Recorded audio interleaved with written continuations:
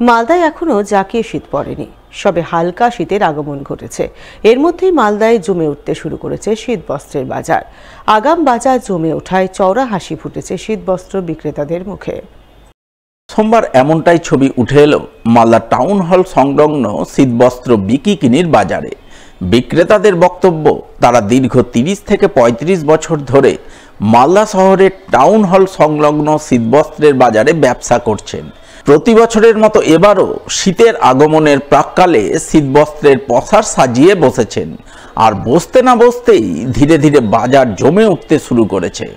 অন্যান্য বছর নভেম্বরের শেষে মালদায় শীতের আমেজ না থাকলেও এবছর ইতিমধ্যেই মালদায় হালকা হালকা শীত অনুভূত হচ্ছে, তাই ক্রেতারা বাজারে আসতে শুরু করেছেন। তারা শীতবস্ত্রের বিপুল সম্ভারের মধ্যে থেকে নিজ নিজ পছন্দ অনুযায়ী শীতের নিত্য নতুন ডিজাইনের পোশাক কেনাকাটা করছেন। ভালো কোয়ালিটির শীতবস্ত্র কম দামে পেয়ে ক্রেতারা বেশ খুশি হচ্ছেন, আর ক্রেতারা খুশি হওয়ায় তারাও খুশি। আশা করছেন আগামী 10 থেকে 15 দিনের মধ্যে মালদায় একেবারে জাঁকিয়ে শীত পড়বে, ওই সময় বাজার আরও জমে উঠবে।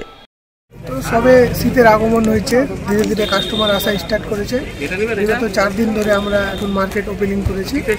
কালকে আমাদের মার্কেটে শুভ ওপেনিং আছে। বিগত 30-35 বছর থেকে আমরা এখানে ব্যবসা করি। তো ধীরে ধীরে কাস্টমার আসছে এবং কাস্টমার ধীরে ধীরে প্রবেশ করা স্টার্টও করেছে। আর কিছুদিনের মধ্যে আমরা আশা করি যে 10 থেকে 15 দিনের মধ্যে শীত পুরোপুরিভাবে মালদায় প্রবেশ করবে।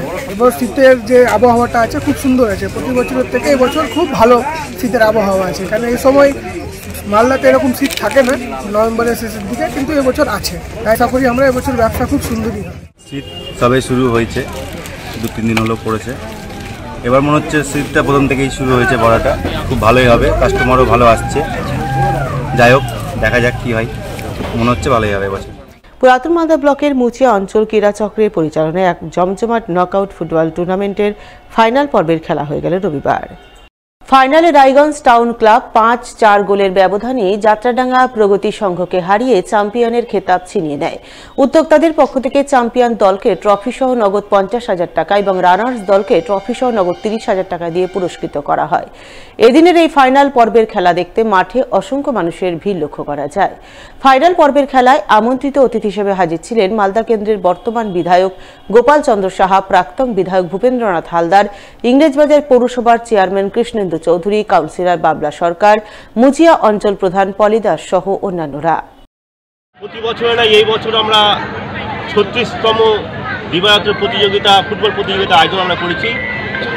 এই প্রতিযোগিতায় এবার আমাদের সারা পশ্চিমবাংলা থেকে, কলকাতা থেকে শুরু করে জলপাইগুড়ি পর্যন্ত বিভিন্ন দল এখানে খেলতে এসেছে। এবার প্রচুর মানুষের উৎসাহ উদ্দীপনায় আমরা কিন্তু এই খেলা আমরা পরিচালনা করছি, এবং আমরা আশা রাখবো যে এই যে খেলা, সেটা আমাদের মতো আমাদের এলাকায়, আমাদের জেলায়, আমাদের রাজ্যে ছড়িয়ে পড়ুক, সে বার্তা আমরা আপনাদের মাধ্যমে দিতে চাই। 8টা টিমের এবার খেলা হচ্ছে। সেই খেলায় আমরা চ্যাম্পিয়নকে আমরা ট্রফি দিচ্ছি, তার সঙ্গে আমরা 50,000 টাকা নগদ দিচ্ছি, এবং যে রানার্স যে হবে তাকে আমরা ট্রফি সহ আমরা 30,000 টাকা দিচ্ছি।